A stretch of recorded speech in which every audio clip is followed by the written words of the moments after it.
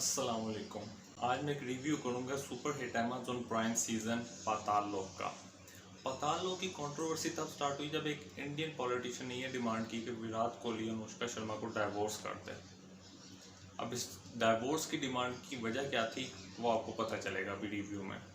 पाताल लोक सीज़न की स्टोरी ये है कि चार लोग जो हैं, चार ग्रुप होता है यंगस्टर्स का, वो एक मिलकर एक प्लान करते हैं असैसिनेशन इंडिया के one of the most famous journalist की। लेकिन असैसिनेशन करने से पहले ही दिल्ली पुलिस उन्हें अरेस्ट कर लेती है। दिल्ली पुलिस इस केस की इन्वेस्टिगेशन देती है दो पुलिस ऑफिसर को, जो कि मेन लीड है इस शो की।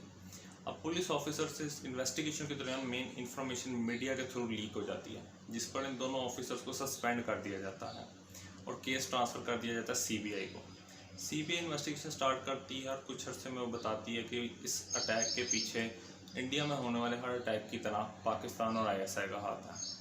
अब दूसरी तरफ जो मेन हीरो है, जो करेक्टर है लीड, वो अपनी इन्वेस्टिगेशन जारी रखता है सस्पेंड होने के बावजूद भी, क्योंकि ये एक सिनेमा का सूल है कि ऑफिसर तभी काम करते हैं वो सस्पेंड हो जाते हैं। वो अपनी इन्वेस्टिगेशन कंटिन्यू करते करते इस नतीजे पर पहुंचता है कि इस केस में पाकिस्तान और आईएसआई का कोई हाथ ही नहीं है। ये सारा कुछ इंडियन पॉलिटिशियंस और कुछ गुंडों की मदद से उन्होंने एक स्टोरी रचाई होती है कि इंडिया में इलेक्शंस आने वाले होते हैं और उनका ये मकसद होता है कि मुल्क में पाकिस्तान के नाम से एक टेररिस्ट एक्टिविटी करवा कर इलेक्शन में वोट लिए जा सकें। अब टेररिस्ट अटैक करवा कर इलेक्शन में वोट लिए जाएं, ये स्क्रिप्ट कहीं सुना सुना लगता है। Biggest ever attack on our Indian forces in Kashmir. Not condemnation, we want revenge. There has to be a four-front war against Pakistan. Shut them down. No visa, no cricket. बताएंगे कि हिंदुस्तान के पास आखिर विकल्प क्या है, क्या कर सकता है इंडिया अगर पाकिस्तान से हमें बदला लेना है। बहुत सारे लोग ये कह रहे हैं कि अब भारत को युद्ध शुरू कर देना चाहिए। युद्ध शुरू हो चुका है। याद है आपको भी? उसी स्क्रिप्ट की बात करने लगा आगे। लेकिन इस सीज़न में एक सीन और भी है जो कि एक रियल लाइफ इंसिडेंट की तरफ रिफ्लेक्ट करता है। इस सीज़न में एक सीन दिखाया गया है जिसमें एक मुसलमान बाप अपने दो बेटों के साथ ट्रेन में जा रहा होता है और उस ट्रेन में जाते हुए जब वो अपना टिफ़िन खोलता है खाना खाने के लिए, लंच करने के लिए, तो उसमें होता है चिकन। उसकी किस्मत यूँ ख़राब होती है कि पास ही से एक एक्सट्रीमिस्ट हिंदू का जो है वो ग्रुप गुजरा होता है। वो उसको पकड़ लेते हैं, उस मुसलमान बाप बेटे को, और मार मार कर उसके बड़े बेटे को तो जान से ही मार देते हैं। अब ये इंसिडेंट रिफ्लेक्ट करता है एक रियल लाइफ इंसिडेंट की तरफ, जो कि हुआ था तकरीबन आज से 3 साल पहले, जब कुछ इंतहा पसंद हिंदुओं ने एक मुसलमान एयरफोर्स ऑफिसर के घर पर अटैक किया और उसके बाप का मर्डर कर दिया, ये कह कर के उसके घर में बीफ बनाया जा रहा था, जो कि बाद में पता चला बीफ नहीं बल्कि मटन था। ये अटैक करने वाले विशाल राणा आज I think MNAM lynching case का आरोपी योगी के नारे लगा रहा था। दादरी केस के आरोपी को बीजेपी की रैली में एंट्री कैसे मिली? सिर्फ यही नहीं, रैली में ये आरोपी वीआईपी की तरह पहले कतार में कैसे बैठा? बीजेपी के योगी आदित्यनाथ ने भी इस अटैक को 100% करेक्ट करार दिया कि बिल्कुल ठीक अटैक हुआ है। काटना, गाय का मांस परोसना, गाय का मांस खाना अपराध है। इस अपराध के लिए अखलाक का परिवार दोषी है।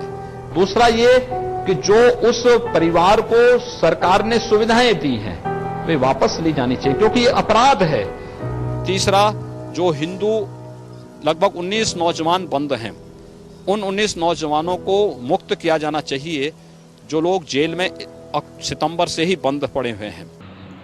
इसके बाद ये इंसिडेंट हुआ धातरी में, और उसके बाद अखलाक के घर वालों को धातरी से भी निकाल दिया गया।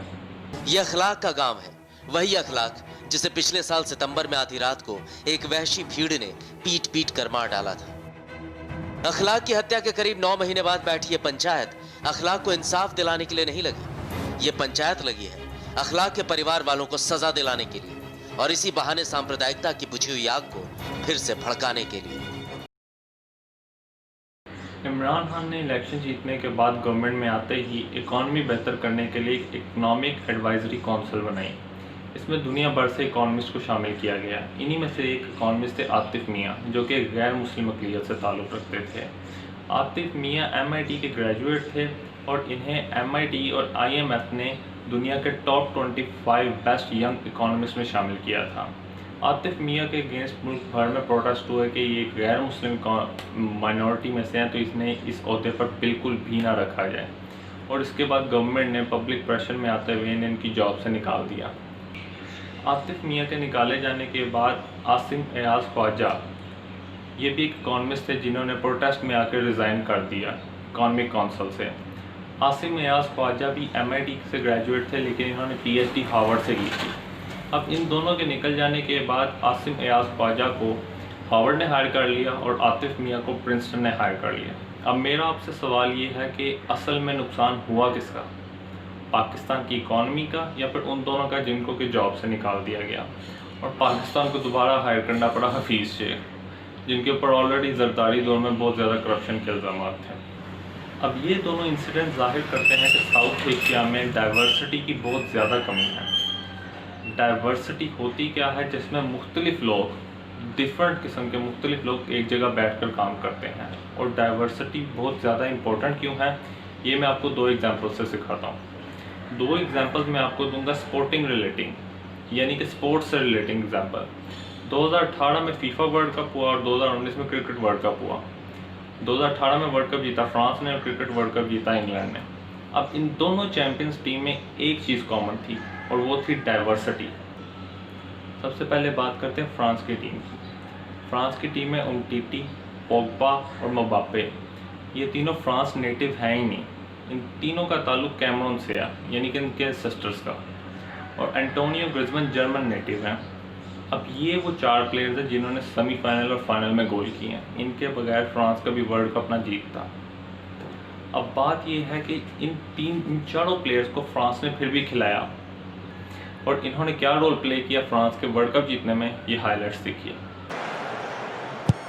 Griezmann with the corner, kicking Umtiti, arriving on the near post. There's the breakthrough. It's Samuel Umtiti for France, and France now can sniff the World Cup final. In the World Cup final, Antoine Griezmann. France have their lead back. A goal of its age, of its generation. Mbappe, Griezmann, Pogba, Pogba! For France and possibly now the world. Here's Mbappe! Oh my word!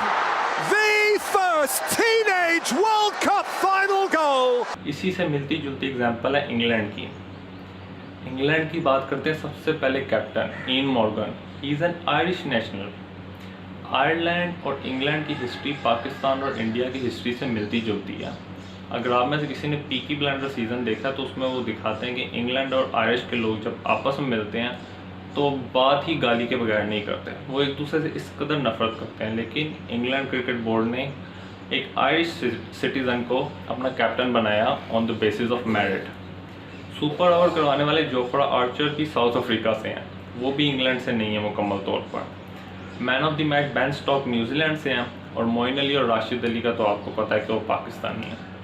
अब जब England world cup जीता और उन्होंने champions खोली तो राशिद अली और मोइन अली हमेशा की तरह साइड पर भाग गए। अब वहाँ पर कोई भी प्रोटेस्ट करता और इन्हें कोर्ट में ले जाता कि भाई इन्होंने हमारे कल्चर की इंसल्ट किया, हम तो सेलिब्रेट करते ही ऐसे हैं, चाहे वो सालगिरह हो, चाहे वो ग्रेजुएशन हो, चाहे उन्हें प्रमोशन मिली हो, हर खुशी के मौके पर वो शैम्पेन ही खोलते हैं। इस बात पे उन्हें कोई भी कोर्ट पे लेके जा सकता था लेकिन नहीं लेकर गए। इसे कहते हैं डाइवर्सिटी और आई थिंक हमें इस चीज़ की सबसे ज़्यादा ज़रूरत है। तो बस यार आज की वीडियो के लिए इतना ही।